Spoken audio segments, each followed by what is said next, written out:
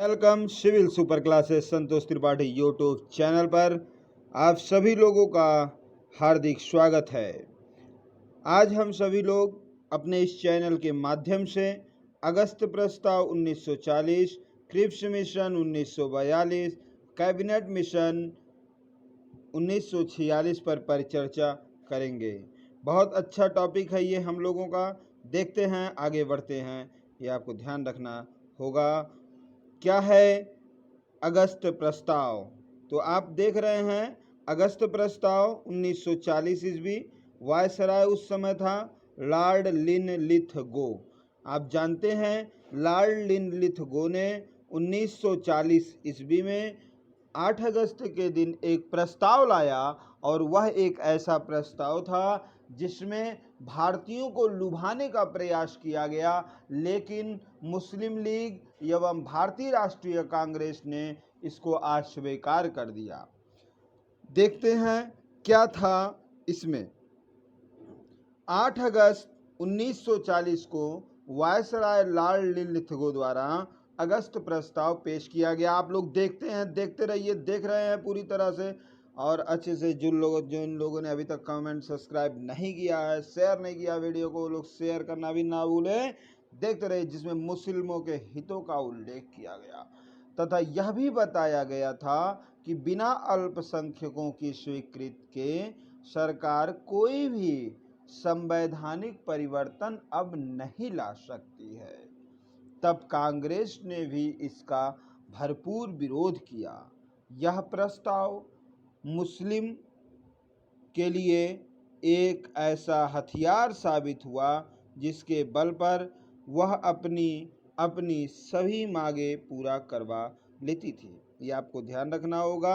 इसी योजना के तहत आप देख रहे हैं 1942 का क्रिप्स मिशन और 1945 की बेवल योजना की पंडित रही कि 1947 में भारत एवं पाकिस्तान का विभाजन हुआ, जो सांप्रदायवाद के लिए एक दुखद घटना थी।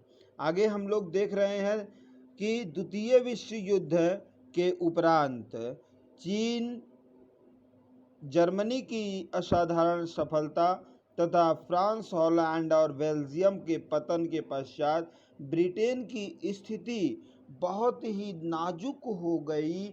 उन परिस्थितियों में भारतीयों का सहयोग पाने के लिए ब्रिटेन ने एक समझौतावादी दृष्टिकोण नीति अपनाई, जो 8 अगस्त 1940 को वायसराय लॉर्ड लिनलिथगो भारतीयों के लिए एक घोषणा की, जिसे हम सभी लोग क्या कहते हैं अगस्त प्रस्ताव के नाम से जानते हैं।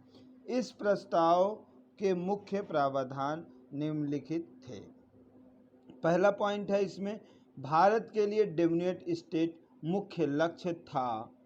मतलब 1928 में नेहरू रिपोर्ट की मांग के पश्चात आपको ध्यान रखना होगा कि नेहरू रिपोर्ट के पश्चात लगातार मांग की जा रही थी कि भारत को एक डिफिनिट स्टेट प्रदान किया जाए।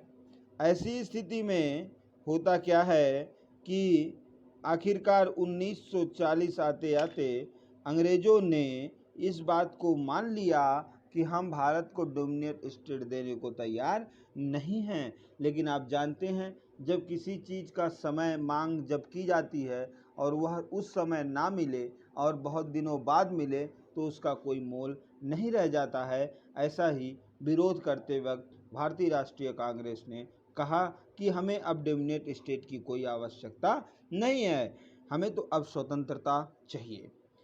दूसरा पॉइंट है, भारतीयों को सम्मिलित कर युद्ध सलाहकार परिषद की स्थापना करने की बात भी की गई। मुख्यतः भारतीय ही अपनी सामाजिक, आर्थिक व राजनीतिक धारणाओं के अनुरूप संविधान की रूपरेखा सुनिश्चित करेंगे। संविधान ऐसा होगा कि रक्षा, अल्पसंख्यकों के हितों, राज्यों से संधियां एवं अखिल भारतीय सेवाएं आदि मुद्दों पर भारतीय ही फैसला लेंगे। अगला पॉइंट इसमें बताया गया, अल्पसंख्यकों को आश्वस्त कर दिया गया कि सरकार ऐसी किसी संस्था को शासन नहीं सौंपेगी जिसके विरुद्ध सशक्त मत हो। देख रहे हैं ना आप लोग, बहुत इंपॉर्टेंट है। काफ़ी बार पेपरों में पूछा जाता है कि सबसे पहले ऐसा कब हुआ, या फिर पूछ लेते हैं कि ऐसा जब हुआ तो उस समय वायसराय कौन था, अगस्त प्रस्ताव कब आया। बहुत विधिवत प्रश्न बनते हैं। वायसराय की कार्यकारिणी परिषद का विस्तार किया जाएगा, ये भी पॉइंट इसमें कहा गया। यह प्रस्ताव महत्वपूर्ण इसलिए भी था कि इसमें भारतीयों द्वारा स्वयं संविधान निर्माण करने की तर्क को मान पहली बार ये प्रश्न आता है कि पहली बार संविधान सभा की बात अंग्रेजों ने कब स्वीकार की। Cabinet mission, Cripps mission, Louis Mountbatten योजना के और अगस्त प्रस्ताव। तो जल्दी हम लोगों का ध्यान ना वो नहीं जाता है, किस पर नहीं जाता है, अगस्त प्रस्ताव पर ज़्यादा करके कैबिनेट मिशन पे चला जाता है और माउंटबेटन योजना पर चला जाता है। तो ऐसी चीज़ें आपको ध्यान रखना होगा कि अगस्त प्रस्ताव 1940 में ही इस बात को मान लिया गया था। कांग्रेस संविधान सभा गठित करने की मांग को भी स्वीकार किया गया था। राष्ट्रवादी आंदोलन की यह मांग लंबे समय से चली आ रही थी। नेहरू रिपोर्ट द्वारा भी कांग्रेस ने अपनी स्वयं की बात की थी कि संविधान निर्माण करने की क्षमताओं को साबित किया था। दूसरा, इस प्रस्ताव में डिमिनियन स्टेट के मुद्दे को भी स्पष्ट रूप से स्वीकार कर लिया गया था। फिर भी कांग्रेस और मुस्लिम लीग ने इस प्रस्ताव को अस्वीकार कर दिया। क्यों? क्योंकि नेहरू जी ने कहा कि डिमिनियन का मुद्दा पहले ही अप्रासंगिक हो चुका है। अप्रासंगिक मतलब कोई औचित्यपूर्ण नहीं रह गया है। गांधी जी ने इस घोषणा की आलोचना करते हुए कहा कि इस प्रस्ताव में राष्ट्रवादियों तथा उपनिवेश सरकार के बीच खाई जो है वो क्या हो जाएगी और बड़ी हो जाएगी। मुस्लिम लीग ने हाल की प्रस्तावों में अल्पसंख्यकों के संबंध में दिए हुए आश्वासनों का तो समर्थन किया, लेकिन आलोचना करते हुए यह भी कहा कि इस प्रस्ताव में राष्ट्रवादी तथा उपनिवेश के बीच होगी। मुस्लिम लीग ने हाल के प्रस्ताव के अल्पसंख्यक के संबंध में आश्वासनों का स्वागत किया, परंतु प्रस्ताव में पाकिस्तान की मांग स्पष्ट रूप से स्वीकार न किए जाने के लिए लीग ने इसे अस्वीकार कर दिया। पाकिस्तान ने अगस्त प्रस्ताव क्यों अस्वीकार किया, एक प्रश्न। तो आपका प्रश्न का उत्तर क्या होगा, तो आपको ध्यान रखना होगा, इसका उत्तर होगा कि उसमें पाकिस्तान का उल्लेख नहीं था। इस प्रकार ब्रिटिश द्वारा व्यवस्था में लाया गया यह अगस्त प्रस्ताव कई प्रावधानों के बावजूद राष्ट्रवादियों की वास्तविक अपेक्षाओं पर खरा नहीं उतर सका और अस्वीकृत कर दिया गया। तो अगस्त प्रस्ताव के बाद अगर हम लोग देखते हैं तो क्रिप्स मिशन आता है। क्रिप्स मिशन 1942 23 मार्च को आया था, भारत में आया था। उस समय आप जान रहे हैं कि द्वितीय विश्व युद्ध चल भी रहा था। तो क्रिप्स मिशन ब्रिटिश सरकार द्वारा द्वितीय विश्व युद्ध के भारतीयों का सहयोग प्राप्त करने के लिए किया गया था। एक असफल प्रयास था। क्या था? एक असफल प्रयास था, और जो 1942 के मार्च के उत्तरार्ध में सर स्टैफोर्ड क्रिप्स, जो कि लेबर पार्टी से संबंधित थे, की अध्यक्षता में भारत आया। यह एकल कमेटी थी, आपको ध्यान रखना होगा। क्रिप्स मिशन अकेले आया था, अकेला व्यक्ति। प्रश्न आता है क्रिप्स मिशन कितने सदस्य थे? 1 2 3 4, एक सदस्य थे, ध्यान रखिएगा। स्वयं क्रिप्स ही था। इस मिशन का उद्देश्य भारतीय नेताओं, मुख्यतः कांग्रेस और मुस्लिम लीग के नेताओं के सहयोग से युद्ध काल में भारतीयों की सहयोग प्राप्त करना था। बदले में क्रिप्स ने युद्ध की समाप्ति के उपरांत भारत में चुनाव कराने और निवेशिक दर्जा प्रदान करने का वादा भी किया, जिसके तत्कालीन ब्रिटिश प्रधानमंत्री चर्चिल एकदम विरुद्ध थे। क्रिप्स प्रस्ताव लेबर पार्टी के सौजन्य से भेजा गया था, ये भी आपको ध्यान रखना होगा, जिसका मानना था कि भारतीयों का स्वशासन का अधिकार है।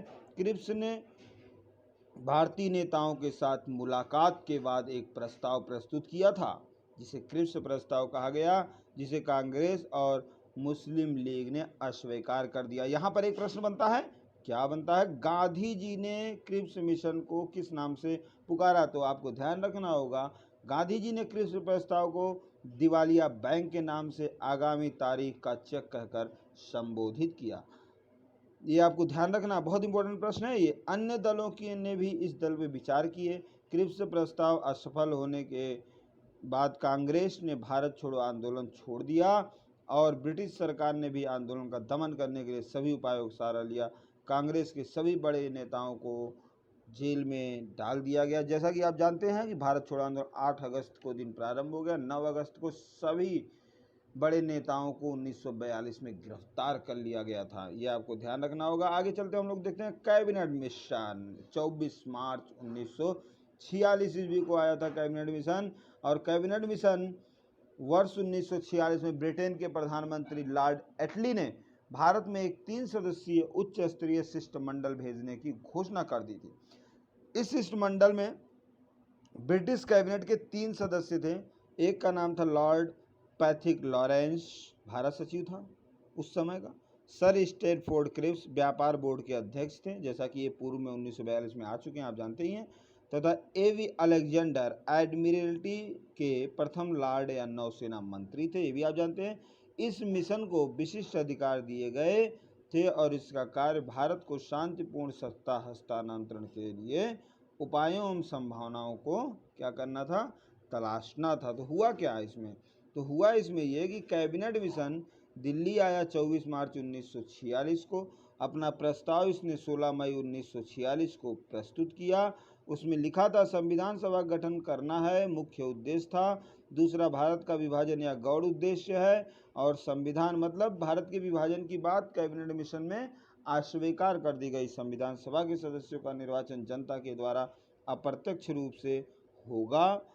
संविधान सभा का एक सदस्य 10 लाख जनसंख्या पर चुना जाएगा। देखिए, ऐसे प्रश्न आपको इसलिए तैयार करने जरूरी हैं क्योंकि जब भी प्रश्न आते हैं तो ये कूट के प्रश्न अधिकतर आने लगे हैं पेपरों में हमारे आपके। तो स्थिति ये होती है कि हमें किसी भी टॉपिक के बारे में, चाहे हम थोड़ा थोड़ा ही करके पढ़ते हैं, लेकिन विस्तृत नॉलेज रखना जरूरी है। संविधान सभा में कुल 389 सदस्य होंगे, जिसमें 296 सदस्य निर्वाचित होंगे और 93 सदस्य मनोनीत होंगे, जिसमें 14 सदस्य राजस्थान से शामिल किए जाएंगे। भारतीय मुस्लिम नेता जिन्ना ने भारत के साथ रहना चाहते थे, लेकिन वह संविधान में मुसलमानों का विशेष राजनीतिक संरक्षण की गारंटी भी चाहते थे। मुस्लिम लीग ने तर्क दिया कि अंग्रेजों के चले जाने के बाद भारत हिंदू राष्ट्र में बदल जाएगा। मुस्लिम लीग के इस तर्क का अंग्रेजों ने समर्थन किया। आरंभिक बातचीत के बाद मिशन ने 16 मई 1946 को नई सरकार के गठन का प्रस्ताव रखा। संविधान सभा में 389 सीटें रखी गईं, जिसमें 292 आपके ब्रिटिश प्रधानमंत्री थे, प्रतिनिधि थे, और 4 कमिश्नर एवं 93 रियासतें थी। ये आपको ध्यान रखते चलना है, पढ़ते रहना है। ये था आपका तीनों पॉइंट जो कि काफ़ी इंपॉर्टेंट था, ये आपको ध्यान रखना है। अब हम लोग अगली टॉपिक में देखेंगे और अध्ययन करेंगे माउंटबेटन योजना, 3 जून की योजना, स्वतंत्रता अधिनियम, हैदराबाद जम्मू कश्मीर जूनागढ़ में अंतरिम सरकार पर चर्चा अगले वीडियो में करेंगे। आपको देखना ना भूलिए और यूट्यूब चैनल को संतोष त्रिपाठी सिविल सुपर क्लासेस संतोष त्रिपाठी यूट्यूब चैनल को सब्सक्राइब, लाइक, कमेंट करना ना भूलें, बेल आइकन के बटन दबाना ना भूलें और जितना शेयर कर पाएँ करते रहें। धन्यवाद।